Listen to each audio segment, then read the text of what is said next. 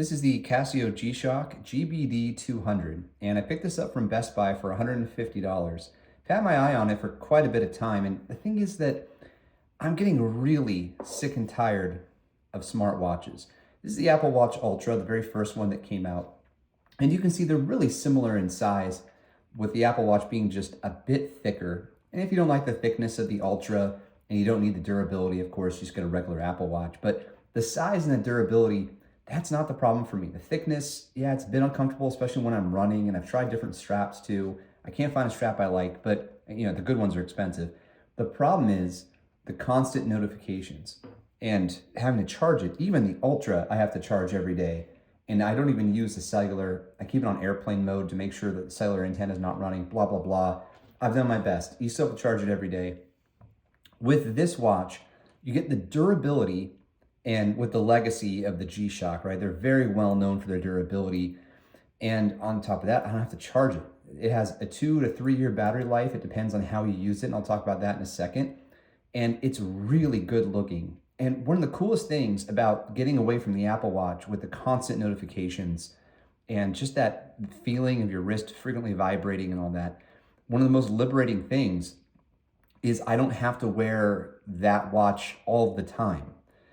With your smartwatch, if you really want to get the most out of it, I think you have to use it all the time. It's your phone on your wrist, right? It has a subset of functions, and then it does a whole bunch of other things like GPS tracking and maps, and that stuff's really cool, especially if you're like in a city you're not familiar with and you need to get directions to some place. You can just look at your wrist instead of pulling out your phone. I've personally experienced that, and I thought it was really cool. But I still have my Apple Watch, and if I needed to, I could wear it. In fact, I've been wearing it to the gym for the last month, even though I've been using G-Shocks. Now, I just got this one a few days ago. I've been wearing other G-Shocks and other Casio watches as well, and that's what I'm getting at, is I can just put on a different Casio watch depending on how I feel that day, that morning, that afternoon, what the situation is. Like if I'm going out to a nice dinner and I'm dressing up, or I'm doing a work event, and I want to wear an analog watch and I've got a ton of different analog watches I can choose from. So that's the big advantage for me of getting away from the smartwatch. And it's just one less thing I have in the Apple ecosystem, which is not a bad thing either. Okay, the G-Shock, GBD200.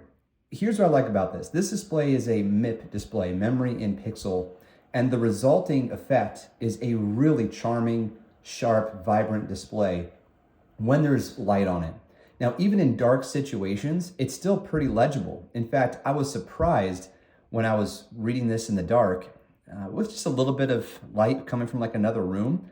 If I tried hard, I could still read the time. I couldn't really read anything else that's on the display, but I thought that was cool. Now, if you need to, you press this button and the backlight turns on. You can change this duration from 1.5 seconds to up to 3 seconds. There's also an auto light, so you can rotate it that way, and I probably won't be able to make this work without putting it on my wrist, but when you rotate to a 40-degree angle, or maybe you rotate 40 degrees, it will turn the light on for you automatically. Now that does put some extra drain on the battery. Frequent use of the light will do that, but it's still something you can just replace yourself. You undo the screws, it's a CR2032, and away you go. One of the cool things about this watch too is that what's shown on the display is pretty sweet. You can see that your Bluetooth is on. That's this icon in the top left, that I have some notifications. Admittedly, this is hard to read from a distance, a natural distance, your wrist to your eyes. The date, the day of the week, the time, the seconds, and some other status options here, like that I have my beep sound disabled, right?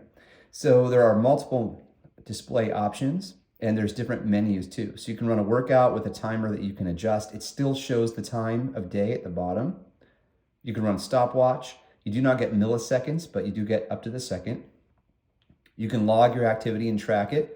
And then you can access your notifications, and this will tell you what types of notifications that you have. There's a whole notifications menu that I won't dive into.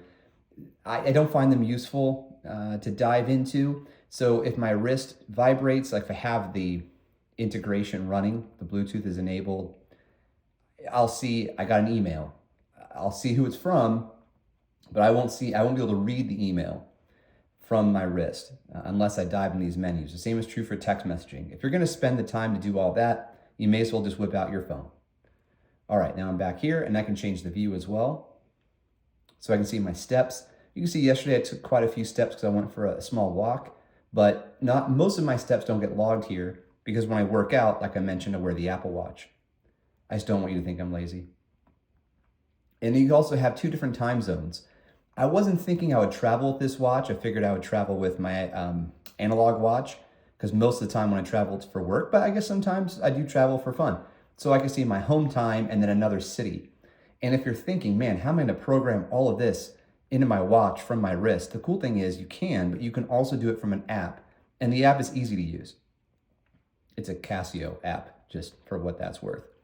Now, the durability, and I can't comment on personal experience, but from all the research I've done and from what I've read, these G-Shocks can really take a beating. They last a long time. They can absorb, or not absorb, they can be, you can use them in the shower, you can use them in the ocean. It has a certain water rating. I don't know what it is, a WR20, so maybe that's 20 meters of water, I'm not sure. But I just love the comfort of this thing. The strap is one of the better straps that come stock from Casio. You know, the way it works is from what I've researched and a little bit of what I've experienced firsthand from buying G-Shocks lately is the more money you spend on the G-Shock, you know, the higher the MSRP, I should say, because you could get screwed.